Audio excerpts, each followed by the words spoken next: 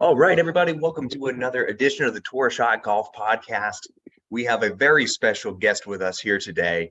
We're talking with Kevin Kraft about all things golf. Kevin Kraft, very accomplished tour player on his way down to Mississippi right now, working on Champions Tour. Before we get started, I do want to thank our sponsor today. Today's episode is brought to you by Second Swing. With 6 locations and an online e-commerce store, over 100,000 clubs, new and used, free fittings, and a 30-day guarantee. This is definitely the place that you want to go get all your golf club needs. Go to secondswing.com. That's the number 2, NDSWING.com.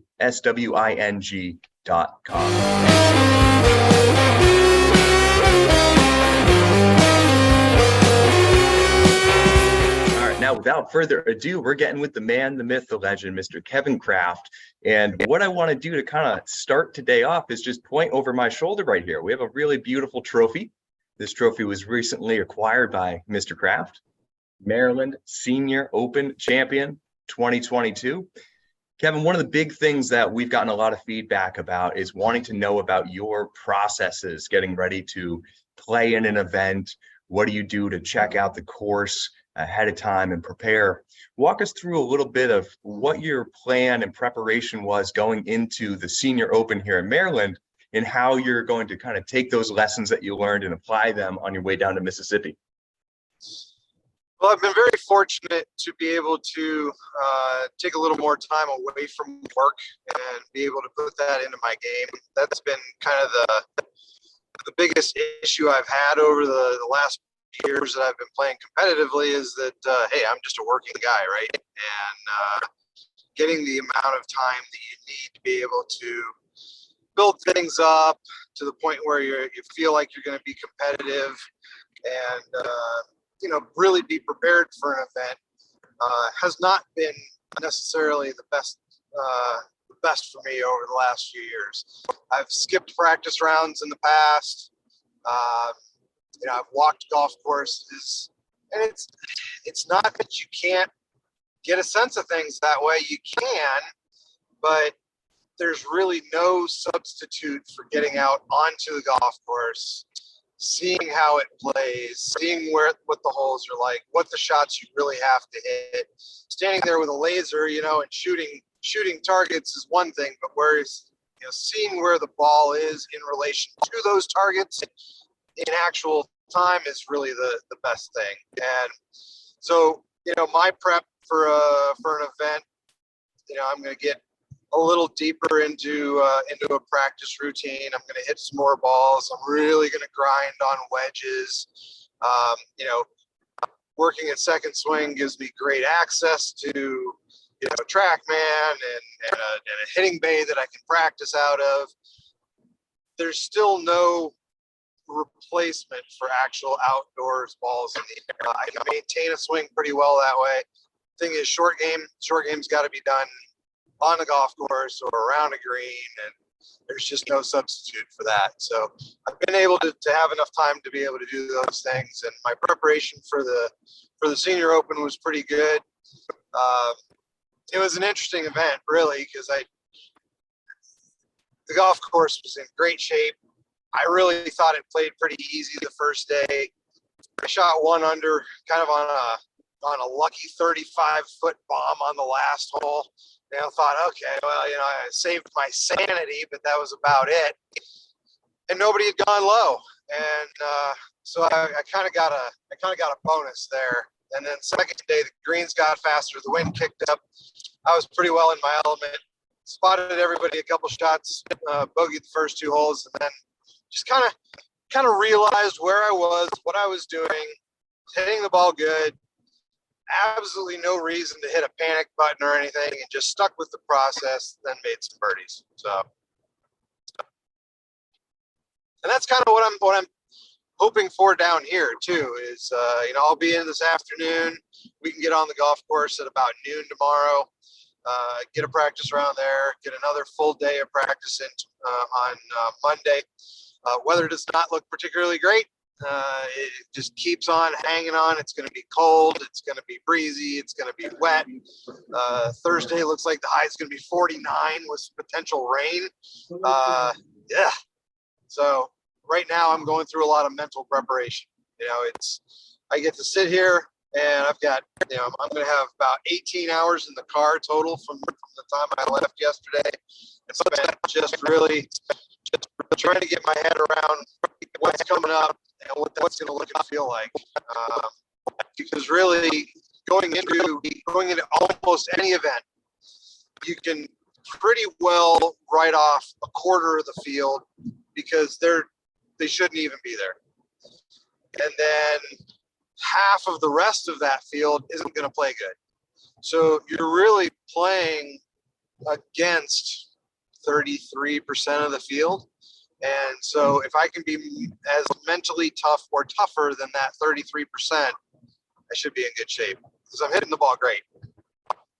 So walk us through that mental side of things, because that's something that we both know the amateur golfer really struggles with, and especially taking their game from the range to the course. And one of the things that you had mentioned is a lot of the preparation work, because you are a working man, you are still fitting on the side with playing. A lot of the prep is done indoors on a simulator off of a mat, but you also have the experience and the knowledge to take that and translate it onto the course, whereas most people don't. And then when you go into the compounding situation of playing against the best players in the world, how do you handle that? This year, you made it to the U.S. Senior Open. You played against the best players in the world. You were able to make the cut last year. You beat a lot of very big names. But I think for a lot of players that we see through fittings or that we see at the golf courses, they're just trying to get the ball in the air or not lose it, or it's a very different side of that mindset. How do you keep it all together at that highest level? And are there certain things that you do or part of your preparation that help you feel more comfortable? Well, a lot of it's just self-belief, honestly, because taking it from the mats to the turf, it's different. It's one of the reasons why we have the policies that we have at Second Swing. We know that we're working and fitting in an environment that's not exactly what it's going to be when somebody gets a golf club out onto the golf course. As a young golfer growing up, I grew up in the North. I grew up practicing off mats. I've become very much a sweeper. And even though I've been trying to work on angle of attack, it just sort of seems to not really click anywhere but in the studio. I find myself really not taking much divots out on the golf course, or not big divots anyway. And so I feel like I can take a lot of what I see indoors and expect the same thing outdoors. For a golf ball that's on a tee, there's no difference there. We're set to 77 degrees at sea level. Obviously it'll be different out in the elements, but I feel like the thing that I've relied on most is the experiences that I have in the past, and then just believing that, I should be there and I should be in numbers. I'm a very competitive person.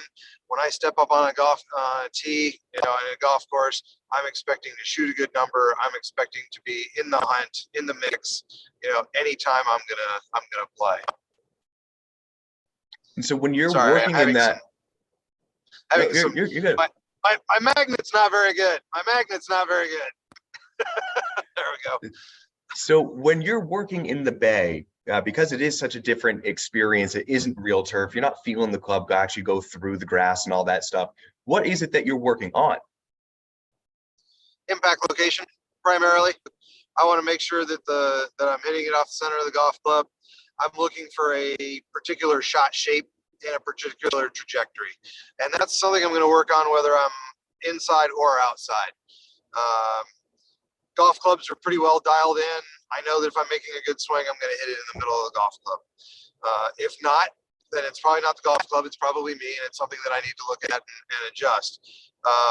But when I'm standing there on the driving range and practicing, one of the things I like to do actually is take a mental image of the 17th green at TPC Sawgrass and work shots to that green, trying to put a little bit of pressure on my practice swings, right?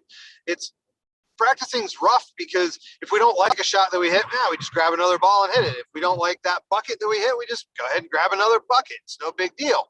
So, practicing with a purpose is a big deal. And so just by creating that image of, hey, this is 17th at Sawgrass, Sunday pin over on the right side.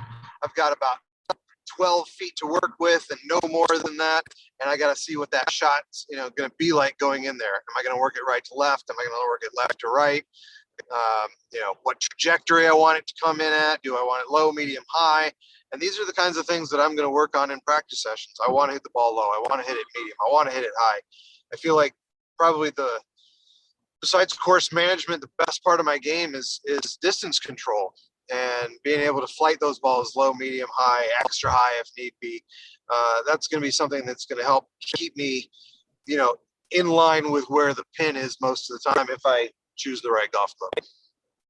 So you make a really good point here. You're able to do all of this because your equipment properly fits you and fits your game.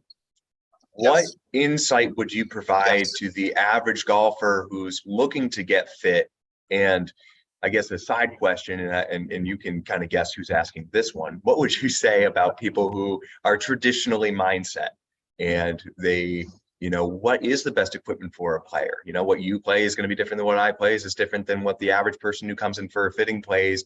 How do you go down that hole? And then I guess tandem question to that is, do you do anything with your bag specifically to prepare for different courses? And is that something that the average golfer should look at, or should they just focus on having one set that fits them and learn to hit all these shots like you're talking about? Overall, most golfers should have a bag that is set up to give them the best opportunity to play as close to the kind of golf that they want to play as possible. I have a couple extra clubs in my car, right? I've got a driving iron if this golf course happens to have a handful of par fours that are 380 or less that, get a little squeezy. I've got an iron for that, right? Other than that, it's going to be my typical makeup. I haven't made very many changes in terms of the way the bag is set up. I've made a couple of equipment changes, as I am prone to do through the course of a season. We won't talk about how many putters I've used this year, but I've been bouncing around a little bit with this and that. But it wasn't really from necessarily a strategic standpoint. It was more from I'm really hitting this really well right now. I think I'm going to go that way. And, I don't keep a lot of extra clubs. I usually get rid of stuff that I feel like I'm done with, except for putters. And, I'll just kind of swap things in and out as necessary. And I'm a club hound. We have one of the big advantages. We get all this new stuff in and we get to try it. We get to try it with all the shafts. We get to see what these things do. Got a product that's working better than anything else. Guess what? And this is part of my career. I'm gonna make those adjustments as necessary. But for the most part, everybody should get fit. Period. You cannot tell a customer what they want. You can't. You can tell them, hey, based on all the information that I have and all the data that I have, and here it is for you, right? This is my suggestion. I think you would be best served using a golf club that's a little more forgiving. It doesn't mean you have to have something big and clunky, but something that's going to provide a little more forgiveness. And I don't play a blade. I'm probably good enough to, but I don't want to. I like forgiveness. I don't want to have to hit everything dead solid perfect every single time. This is a human game, man. We are full of issues, whether it's physical issues or mental issues. And when we get involved in things tend to go badly. So I want something that's going to be a bit more forgiving. Now, what are some of the characteristics in terms of, say, ball flight that a person should be looking for at any level? Obviously we have players who come in for fittings who think they need certain things. They hear, I want, a traditional 3-wood, 5-wood. I want to have a 3-iron through pitching wedge. And maybe it's just an education thing, but I know a big part of what you do is having to educate players about ball flight. And we've had conversations before about what I've termed the death of the iron, but you've enlightened me into the usability of a tool.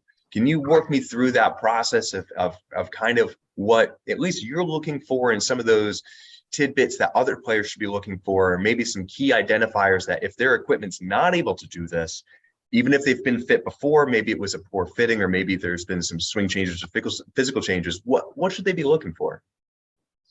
So it's a two-way street. It's a tag team event. So we're going to work off of look, feel, and sound, right? I'm going to present options that people will get to choose from. And then once we kind of have what those options are, we're going to go into more of a, all right, so this is what we want. How do we maximize it? Most people are looking at carry distance and total distance. I don't even look at total distance at all when I'm doing iron fittings. I will look at total for drivers, but I tell them, look, you can focus on that if you want. I'm looking at spin, height, and landing angle, because those are the control dynamics, right? Going out to Titleist are there. I mean, they just flat out focus on that landing angle. They want to make sure that whatever club is coming into the green, whether it's a wedge, whether it's an iron, whether it's a hybrid, whether it's a fairway wood, it's coming down at an angle where we have an expectation for the ball to be able to stop. It doesn't do us any good if a customer comes in and says, I want distance. Okay, cool. We've got the tools to be able to do that. But we can't give them distance that is useless. If the ball will not stop once it lands, we're doing them a disservice. So we will give customers what they want as best as possible. But there has to be a little tiny bit of give and take on both the fitter's part and the customer's part, because we are there to protect their golf game. We are there to get them into something that is going to be good from, all areas, not just specifically distance or direction. Now, it's something that I was, I guess, ignorant about early on in my fitting days that you really helped kind of educate me on is this conversation that's very popular in the golf world right now about the strengthening of lofts on clubs, particularly the irons. And we're seeing over the last maybe 20 years, bags are going from like a 21-degree 3-iron with a 47-degree pitching wedge. Now we have a 21-degree 5-iron through like a 42-degree pitching wedge with more gap wedges. Now, you've explained this brilliantly to me, and I'd love for you to share with everybody listening kind of your take on those tools. Yeah, so I get that a lot in the studio is, well, yeah, okay, it's not a 7-iron, it's actually a 6-iron. Do you really care? Does it really matter? I don't think it matters at all. Each golf club we have is a tool in the box or in the bag. And as long as we have coverage for each of our purposes, each of our yardages, it does not matter what the number is on the golf club. All that it matters is that we have a tool that will cover that particular space. So if I had my druthers, my irons would say, hey, you hit this 170. Hey, you hit this 160. And then we wouldn't have to worry about names or numbers. We would just have a golf club that goes 170 or a club that goes 160 or a club that goes 115. And then we wouldn't have to worry about it. So I tell people, don't worry about the lofts of the golf club. We have to worry about lofts of the golf club in terms of launch angles, spin rates, and trajectories, but that's our job. We'll make sure that we manage those things. And as long as we're getting good numbers, doesn't matter what the number is on the bottom of the club. So we know it's incredibly important to go in, get a fitting, go see Kevin or anybody at the Second Swing team, all top 100 fitters. But the big point that I want to drive home here is obviously there's an impact that happens to your game when fit. You're now able to find the middle of the face, assuming you make a good swing. There's always that little clause at the end. And you're able to then work and shape the ball to play your game. Now, obviously, you've played a long time out on tour. You're a former top 500 world golf rankings. That's an incredible accomplishment. But you've also had some really good scores. I know recreationally, you've shot 59, and in competition, you've shot a 60. Walk us through the mindset and the practice and just what it takes to get to that point. I know we have a lot of conversations with players who come in for a lesson and they think they're going to be cured. And it takes a lot of time. It takes that mindset, that dedication, the motivation. Walk us through the last, say, 20, 30 years of Kevin Kraft's life and where this motivation came from and what it actually takes to get to that level. Well, I mean, one of the things that everybody in golf is going through is we're breaking down barriers, or we're trying to break down barriers. So you look at the handicapping system. And the handicapping system is great because it allows any two people to play together on essentially a level playing field, right? But we're always trying to improve. We're always trying to get better.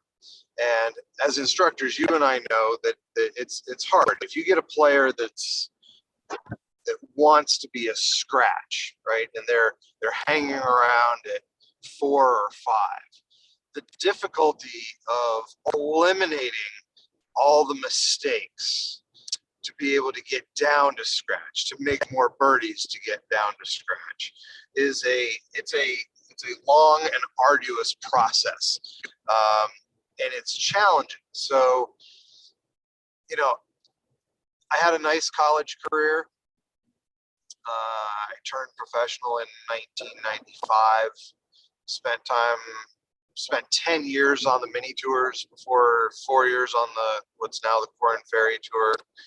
And in all that time, you know, one of the funnier ones was when I was in college and I was looking at the scores that guys were shooting that I had played with before me. And I'd see these scores in Golf Week and I'd be like, why is this guy shooting 66, 67, 68 all the time? And then finally it dawned on me, this guy's not in college anymore. He doesn't have to worry about school or books or studying or anything else. All he does is play golf. So, you know, our expectations have to be tempered a little bit by the environments that we are in. You know, most people come in for a lesson and we give them something to work on. Well, I want to make sure that they have the necessary time to be able to work on these things because it takes time. Not everybody's Vijay Singh. Now, there was a study done that said, hey, it takes 10,000 reps to install a new move in a golf swing without thinking about it. Okay, cool. 10,000 reps. For Vijay Singh, that's 2 weeks. For everybody else, it could be months, right? And it's hard because if we're trying to make a change, we don't want to have to think about it every single time we stand up over a golf shot. We want to be able to have it come in naturally. And especially if we're trying to build upon that with something else, we want to be able to take that thought, work on it, make that thought go away, install another thought, work on it, make it go away, and move on. To the point where, all right, we've got ourselves to where we have a golf swing that repeats. And that's kind of what I built over, you know, the first 15 years of my competitive life. I built a golf swing that repeated pretty well. Well, it turned out to be a golf swing that I also needed to change because I was a hard from the inside, turn the ball a lot kind of golfer. And I played it through high school. I played it through college. I played it into my early years as a touring professional. And then I realized that I couldn't get it half the golf course because I turned the ball so hard. So I had those changes to become better, to get myself more access to pins. And then that helped, you know, push me a little bit further.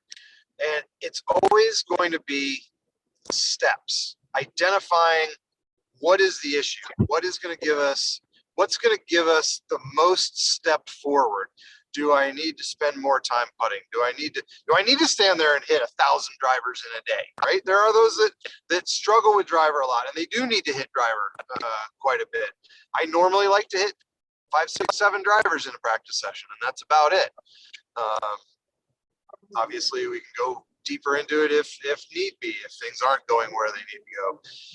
Learning how to practice, learning what to practice. My college coach instilled in me very early on, you practice with a purpose and you practice until you're happy happy with what you're doing. You don't need to stand there and hit a million all day, because you might just way into bad habits. If the golf club is doing what you want it to do, and it's letting the golf ball do what you want it to do, until you're happy, move on. Go practice wedges. Go practice putting. Go practice chipping. You never have enough short game practice, right? So working with students, working with clients, it's all about helping them identify what they need in order to help them achieve their goals. And for me, it's now, okay, I'm going to maintain. I'm happy with where I am. I use TrackMan to track my path, track my face. I'm not getting wrapped up in numbers. TrackMan's an awesome and very powerful tool, and it is so easy to get wrapped up in these numbers. I won't let anybody that I work with do it, not even in a fitting. And you have to take all of that and put it into perspective. I'm looking to make sure that my golf swing is where it needs to be. I don't get too much from the inside. I don't start creeping from the outside. The flight's good, and from there, then it's short game, short game, short game, short game, short game. You know, and that'll be the defining factor this week, I expect.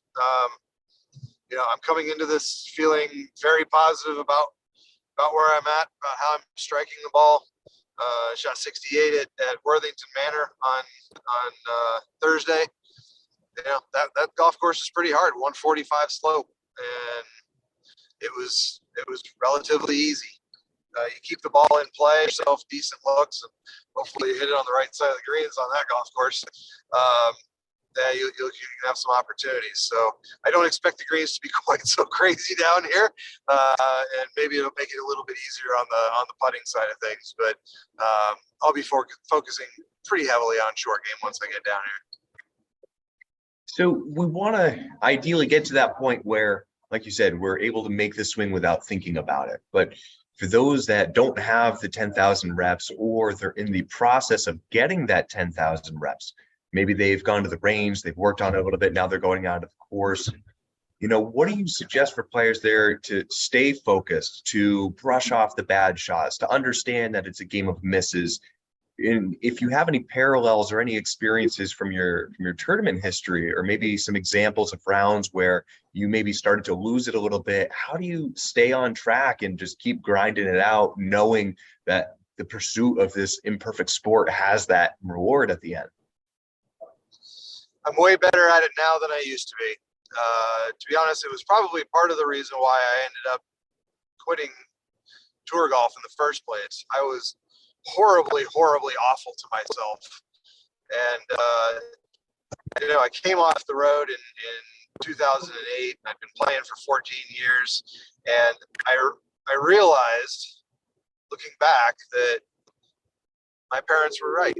They had told me all along, you got to take it easy on yourself. You can't beat yourself up. You can't beat yourself up. You can't base your self-worth on how you play on any given day. And that's who I was. You know, I was a golfer. I was a professional golfer, and I argued back and forth that, oh, you don't understand. You know, it's got to be good all the time, because that's how I'm trying to make a living. And it was crazy. I in 2002 to 2004, I had fun. There's the ball, there's the hole. How do I want to make it go there? And I enjoyed hitting shots, and I enjoyed playing the game. And when I finally got to the Korn Ferry Tour after those first season there, it took me about 6 months to get acclimated and feel comfortable out there playing against, being a smaller fish in a bigger pond. And halfway through the year, things started to click, and that same mindset was working wonderfully for me. First event of my second season out there, I finished second in Panama, made $41,000, and went, this is going to be the year I'm going to get to the PGA Tour. This is it. And I forgot. I lost my perspective. All I did was watch my name drop down the money list. And I played too much. I tried too hard. I hit too many balls. I got out of my rhythm. I got out of my head. And I lost it. I just flat out lost it. And at the end of 2006, I was burned out. I didn't really like golf very much anymore. And I was almost to the point where I didn't want to go back out. I still had good conditional status. I was going to get to play a lot of events. I played 25 tournaments in 2007, but I wasn't very happy and I didn't really enjoy it very much. And a lot of that was all self-inflicted. And so, look, golf is hard.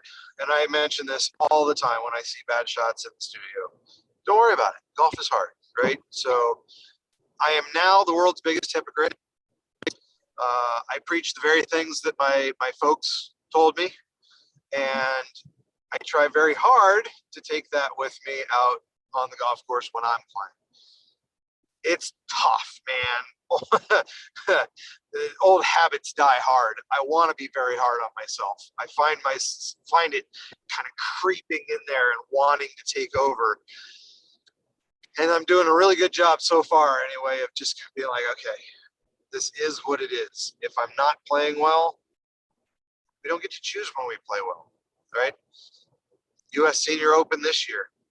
I went in, I hit the ball great about 10 days prior at the Massachusetts Open. Didn't make any putts, and I missed the cut by a shot. I was hitting it so good. I got to the Senior Open 10 days later, and I had nothing. I had absolutely nothing. I didn't drive it well. My iron game was shaky. Definitely didn't make any putts. It was miserable, but I didn't get to choose that, right? That's how it goes. We are on a roller coaster. This game is a roller coaster. There are going to be ups and downs. And the more positive we can stay and the less we beat ourselves up. This is right out of my parents' mouths. The better off we're going to be. So understand that as we work through things, as we try to get better, there's going to be stumbling blocks. As we're trying to put new moves in or we're trying to make changes, there's going to be parts where it's all clicking, it's all firing, and then it's going to go away for a while. And all we can do is continue the process, stay as focused as we can, maintain the belief that we're going down the right path, that the things that we're working on will pay off, and just keep at it. Just got to keep at it. So when you feel that you're at a point where you might be getting stuck, do you find, for you personally, is it better to put in extra work and just really go grind it out, or is it better to step away and take some time off, clear your head, and then come back? Well, it's certainly easier for me to just take a little bit of time off and come back. Might spread out, and so it's not like I'm going one after another, and so when things didn't go great at the Senior Open, I had plenty of time to just kind of kick back a little bit, play some recreational golf, have a couple beers, that kind of thing, and just get refocused. And that's, for me, recreational golf, I've never been a very good recreational golfer. I'm better if I'm playing for something. We had a little $5 Nassau going on Thursday, and that little extra bit of concentration kicked in and probably helped me shoot a good number. I don't. It's not that I go through the motions, but I don't go through the tournament motions when I'm just playing recreationally. I like to go out and have fun, and that's one of the things. I had a 7-year layoff from 2008 to 2015 where I didn't play competitively at all, and it coincided with the fact that I have the yips with the driver, and that's something that's not going to go away. I've accepted it, I acknowledge it, and I'm working my way around it. But I had to find a way when I wanted to play competitively again, how to remember to have fun, and I was coming off a long period of dormancy where I hadn't had a chance yet to take on board what my parents had been telling me that I now truly, firmly believe. So it was an interesting period, but not taking it too seriously helped me take it a lot more seriously. And that sounds completely opposite of of what makes sense, but this is golf. And there's not a whole lot of that makes sense. You know, golf does seem to be that way. Everything's backwards, right? Hit down to make it go up, swing right to make it go left, low score wins. So Yep. one of the questions that we had come in here that I'm curious about is going through and finding, like, do you have a stock shot?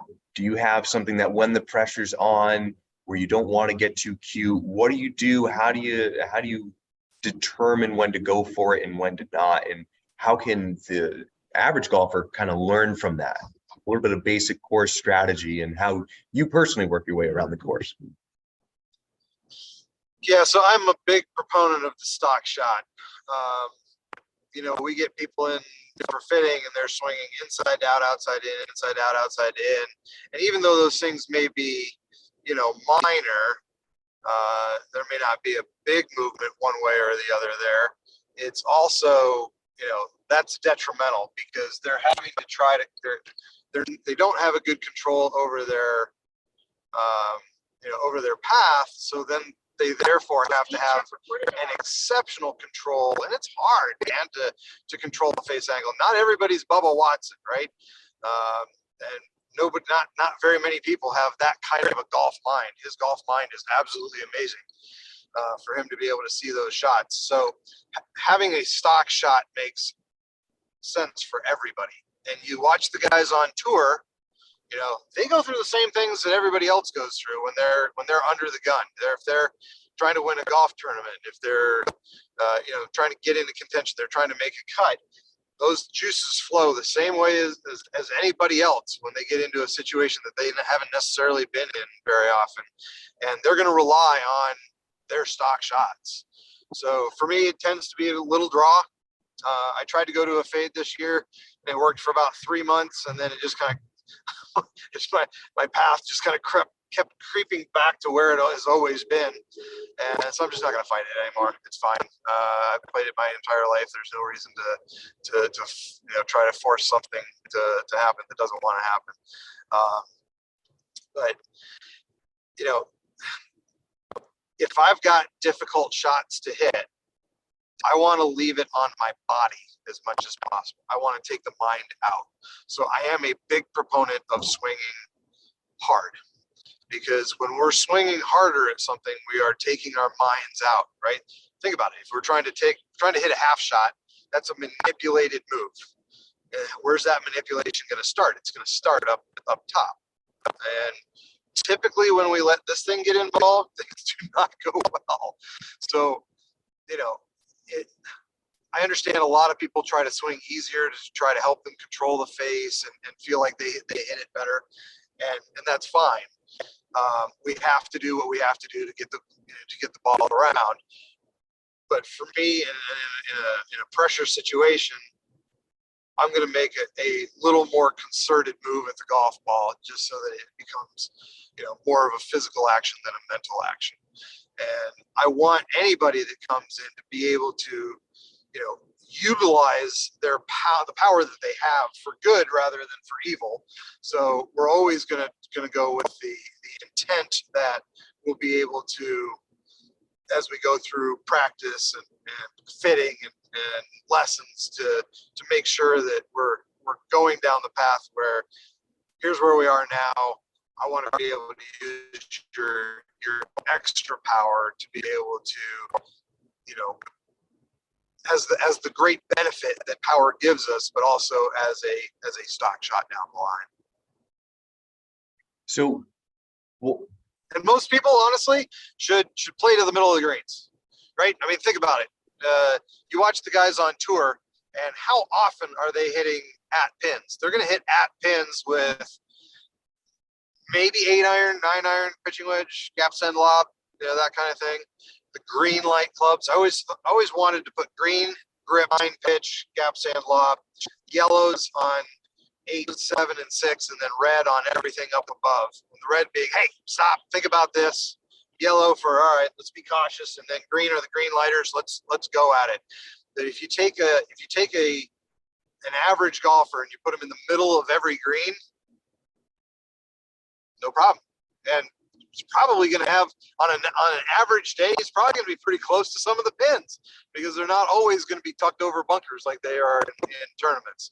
So understanding what your stock shot is, having a stock shot and understanding what your stock shot is, and then playing to those strengths. If you're a drawer of the ball and the pin's over on the left, that's much more of a green light shot than you're a drawer of the ball and the pin's over on the right hand side. You know, innately we think, oh well, I got to start the ball outside the green. Well, golf is hard. What happens if we don't make a good swing? Well, we're probably hanging it to the right and whatever trouble is over there. So, you know, starting a ball at the pin and letting it turn into the middle, or if you happen to hang it right at the pin, well, that's a good miss. Understanding and realizing what your strengths are and how to play to them will definitely lower their strokes. So this is a perfect lead into the next question. I'd love for you to dive a little bit deeper into your pre-shot routine or your pre-shot process. We both know, especially in the fitting world, we see people just machine gun, you know, fire, grab a ball and go. But like you said, practice with a purpose. One of the things I like to say is practice the way you're going to play so that you'll play the way you practice. And it's this idea of having that consistency. What are some of the things that you do or that you look for? What are the questions that you're asking? Are you looking at distances and elevations and winds and hazards and misses? And walk us through everything that's going through your mind before you pull the trigger. And then what do you do to turn the mind off as you go to hit the trigger? So, you know, I'm going to be looking at, in a competitive setting, I'm going to be looking at what my distance is, what's around that green. Hopefully I'll have played a practice round and I'll know, you know, what my yardages are, whether there's an extra carry from the front edge, you know, to clear a bunker on the left or right hand side, what the back edges of the pin's a little bit further in the back, how much do I have to work with? Obviously wind plays a big impact on that. Temperature can play a big part of that as well. You know, what trajectory I want the ball to take off on. I'm not a very good visualizer. I've read all the Rotella stuff, you know, and Dr. Bob wants you to focus on the back left leg, on the bug, on the leaf, on the branch, on the tree, in the forest, right? I just don't do that. I'm not that good. I picture where I want the ball to start, the trajectory I want it to go on, and then try and let it go. Pre-shot routine is very much the same. You know, this week I will converse with my caddy and we'll make sure we've got, you know, what we expect the actual carry numbers are going to be based on wind, based on temperature, based on lie, all those things. You know, reading lie is important. But as for my actual pre-shot routine, I now take kind of just a loose, kind of easy swing 1 or 2 times behind the ball, picture what I want it to do, where I want it to start, step up next to it. I take 3 looks. I've got a little bit of OCD. I'm a counter, so I do count most everything that I do, seems like. So I take 3 looks, step in and let it go. If I take a 4th look, I've probably got to stop, turn back, go through the whole thing again. Yeah, it's important. The routine's important. It needs to remain the same. If you're going to vary it up, you've got to, you know, decide what changes you want to make and then incorporate that, because you do want, it's all part of that consistency of that stock shot. Having that consistent routine. I mean, that's what the pros, the guys on TV every week, they get under the gun. They're going to fall back on stock shots and their pre-shot routine. They're breathing, you know, what their process is, and they're going to do it the same way every time. Now, a couple quick questions that I want to get to, just some fun ones as we start to wrap up here. I want to start with, at the moment, what's your favorite course? Ever since I stepped on the property, my favorite golf course is Oakmont in outside Pittsburgh. It's hard and it's just lovely in its brutality. The greens are challenging. It's long. Typically plays hard and fast. The member guest there has been called the hardest golf tournament in the country. They set it up harder than the U.S. Open. I just love that. It's just such a wonderful, wonderful place. If I could place anywhere forever, that would be my golf course. Now, I think I know the answer here, but what's your favorite club right now? It's probably my 4 hybrid, to be honest. Yeah, that's exactly what I thought you were going to say. God, I tell you what, I've had an interesting affair with hybrids. But I've got one now that, man, this thing just does what I want it to do, and it feels like a 7-iron in my hands, and it acts like a 7-iron when it comes off the golf club. It goes where I want it to go. I can gouge it out of the rough. I can hit it off the tee.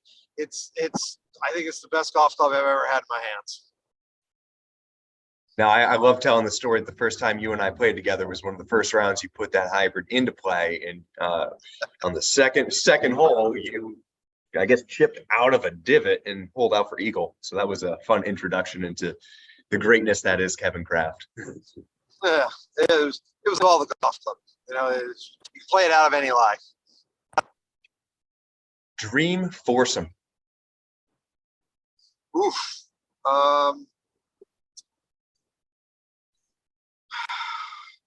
That's tough, man. Darren Clark, because I've loved Darren Clark pretty much forever. I think he's absolutely fantastic. Ever since he beat Tiger Woods at the match play, world match play, that was, I was like, okay, I really like him. He just seems like such a jovial guy. I haven't pestered him at a senior open yet. I might try to do that next year. I've just kind of let him be. Max Homa now. I think Max is just all kinds of fun. He's got a great social media presence. Funny guy. Doesn't let too much criticism get to him, and then he's played some really great golf. My dad, I guess. Lost my dad in 2020. Probably hadn't played together for maybe 12 or 15 years before that, as his body kind of deteriorated a little bit. But he was, as a kid growing up, I didn't get thrust into this. I decided that I wanted to try golf, and he was there every step of the way. So, If you're not on the golf course, where are you and what are you doing for fun? God, I watch way too much television. Yeah, if I'm not on the golf course and I'm not working, I'm probably sitting in front of the TV watching something stupid. Or some football. You're a big football guy. I am a big football guy. Real football, played with feet. Yep. I've already listened to 2 matches today. Speaking of listening, what would be your walkout song to the first tee? So I've thought long and hard about this one in the past. I got to go heavy. It's just the way who I am. The Pack by Death Angel would be my walkout music. Probably freak a few people out, and that's okay. Superstitions. Oh God, how long is this podcast going to be? Where do I start? Jiminy Christmas. Okay, so underwear, shirts, can't eat at the Outback the night before a tournament, never play well after eating at the Outback. Certain ball markers, certain ball mark repair tools.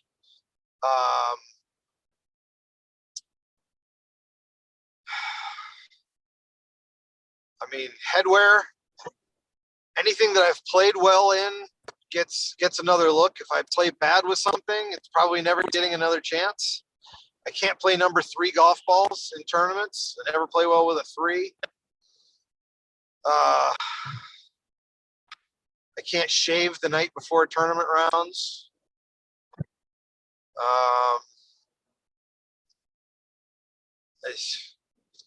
I don't like to get more than 6 hours sleep before tournament rounds.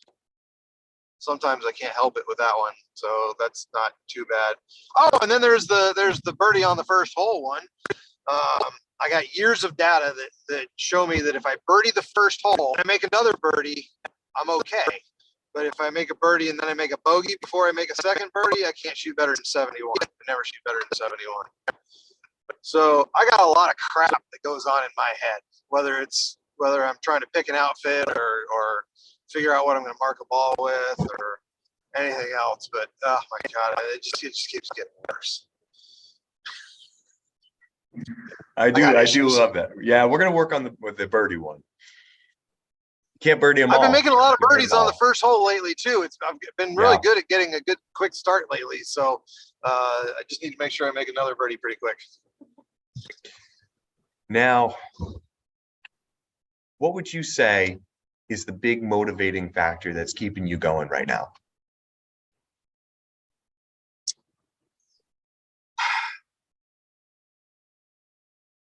Just watching the guys on TV and knowing that I can do that I did it for so long, that I got to, such a high place in the world of golf and played competitively week in, week out with Jason Day and Brant Snedeker and Camilo Villegas, and Johnson Wagner and Bubba Watson and all those guys, and watching it on TV going, I can do that. I know I can do that. And through all the issues that my head has thrown at me through the years, I still think I can do it.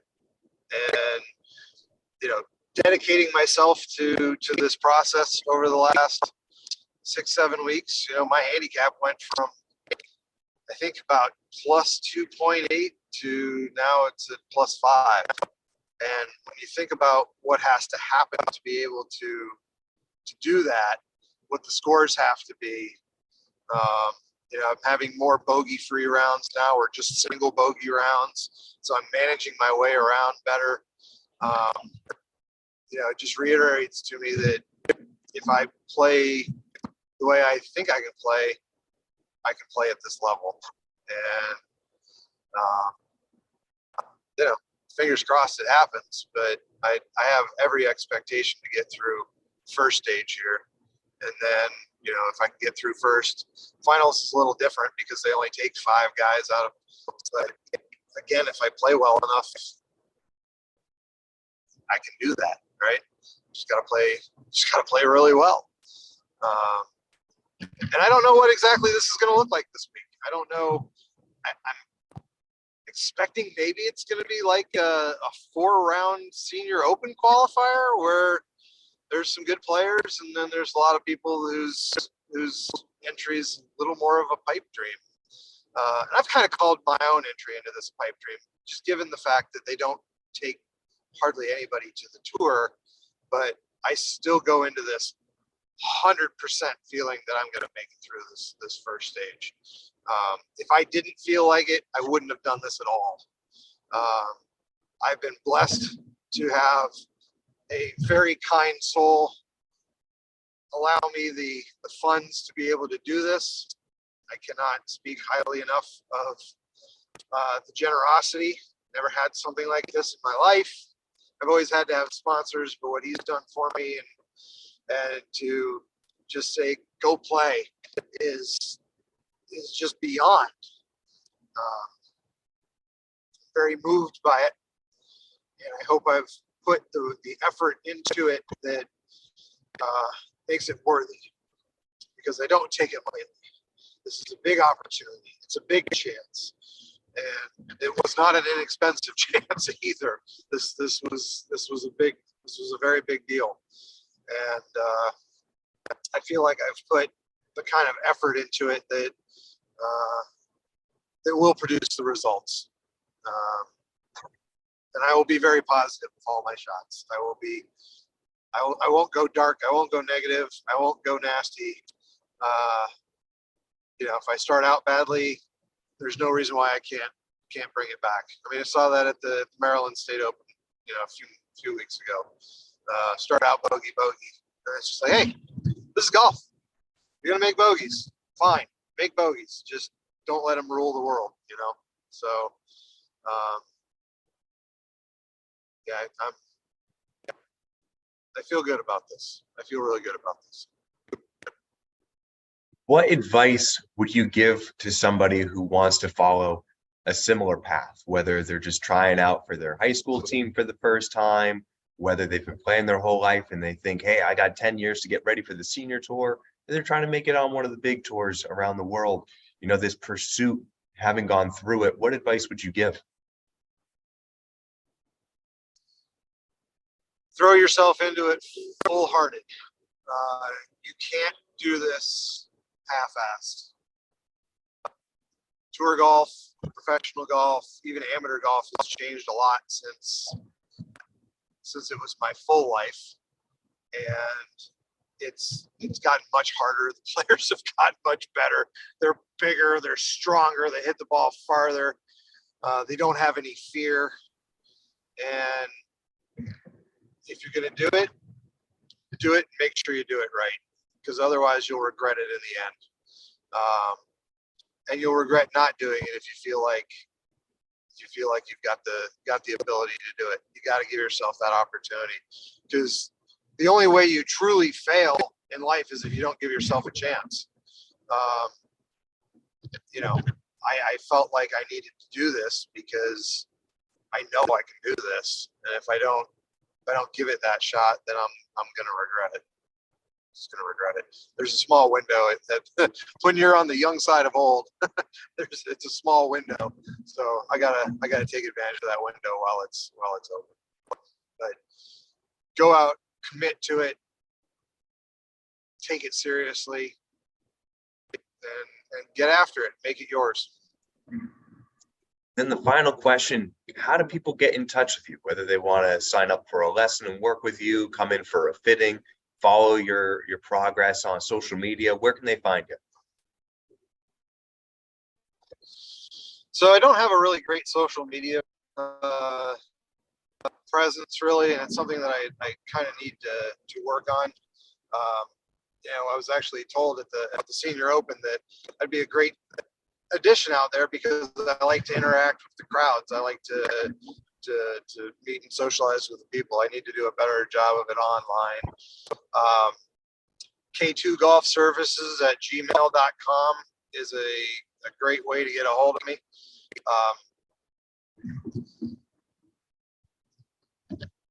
For anything, questions, lessons, whatever, that's probably the best way to reach me.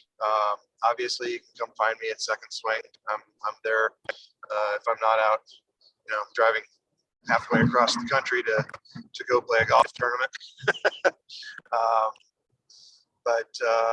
Yeah, I have a Twitter account, at least until Twitter goes under. It doesn't look like it's doing very well right now. The bird is sick, but it's at the old pro, OLDTHEOLDEPRO, and at KL Kraft on Instagram. Instagram for me is golf and animals. So you can see some stuff there. I need to do more with Instagram because I really like Instagram. It's a fun place to go. Feels like a nice, safe place. Facebook, maybe not so much. So I'll try to be better about it. I have I participate in Second Swing's YouTube channel. I am known as What the Buzz is All About. I've got another video that I shot this morning that will be going up there. Need to do more content for that as well. my camera equipment, as you can tell, it's not exactly ideal. I don't know why. I just got this new thing for this car, and I have it's just the magnet's not strong enough. So I'm either constantly catching this phone or having to adjust it. So I'm sorry you've been looking at my hands so much, but the roads through Alabama a little bit rough, so so things are a little bouncy. But yeah, so I will try to be better with my presence. I need to do it, and as I continue to try to ramp up my my tournament schedule and do more things, I will do more with this stuff. And you can poke me on that one, Blaine. You do a lot of great stuff, so just keep reminding me, hey, I need to be out there more, and I will do my best to be out there some more. Absolutely. Accountability buddies. Well, Kevin, I can't thank you enough for taking the time, coming here, sharing your processes with us. I know this is not going to be the last time we talk. We're only just scratching the surface. I and everybody here on the Second Swing team and all friends and family, we all are rooting for you. We know you can do it. We're excited to hear all the great stories when you come back. Well, thank you. And thanks for having me on. I like this kind of a forum where we can just talk things out, and, you know, anytime you need me, just let me know. Absolutely. Thank you so much, Kevin. Thanks, Blaine. Take it easy. See you, folks.